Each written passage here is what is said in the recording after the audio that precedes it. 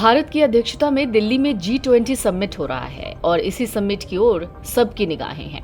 लेकिन इसी बीच एस जयशंकर के बयान ने एक अलग ही चर्चा को जन्म दे दिया।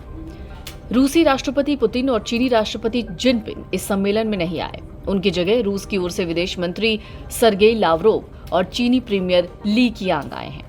G20 समिट के पहले ही दिन दिल्ली घोषणा पत्र पर 73 मुद्दों पर नेताओं की आम सहमति बन गई, जिसमें एक और मुद्दा था, वो था रूस यूक्रेन युद्ध।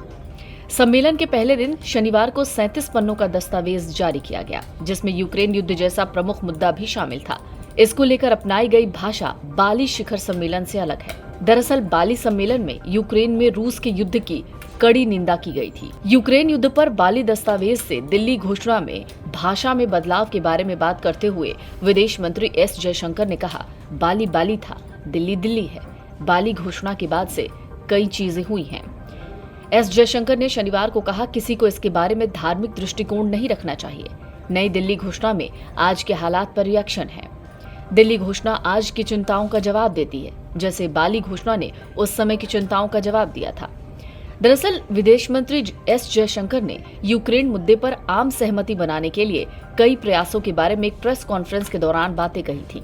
उन्होंने कहा, ये 83 पैराग्राफों की घोषणा है, इसमें बहुत सारे विषय शामिल हैं, लेकिन जाहिर है यूक्रेन में चल रहे युद्ध और उस पर अलग अलग विचारों की वजह से बीते कुछ दिनों में भू राजनीतिक मुद्दों के संबंध में काफी समय बीता।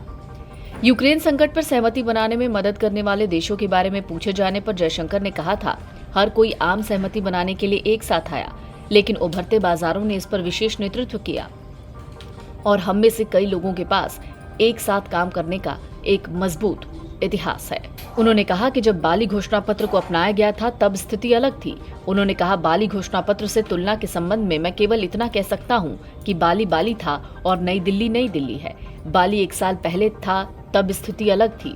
जयशंकर ने G20 नेताओं के संयुक्त बयान पर सहमति बनने के बाद संवाददाता सम्मेलन में कहा, उसके बाद से कई चीजें हुई हैं। हालांकि इसी दौरान एस जयशंकर ने चीन पर भी बहुत सारी बातें कही। उन्होंने कहा, चीन G20 शिखर सम्मेलन के विभिन्न परिणामों का बहुत समर्थन करता है।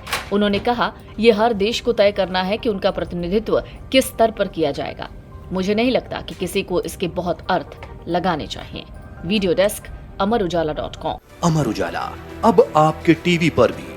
अपने स्मार्ट टीवी पर YouTube पर सर्च करें अमर उजाला, चैनल सब्सक्राइब करें और देखें ताजा खबरें, वो भी HD क्वालिटी में।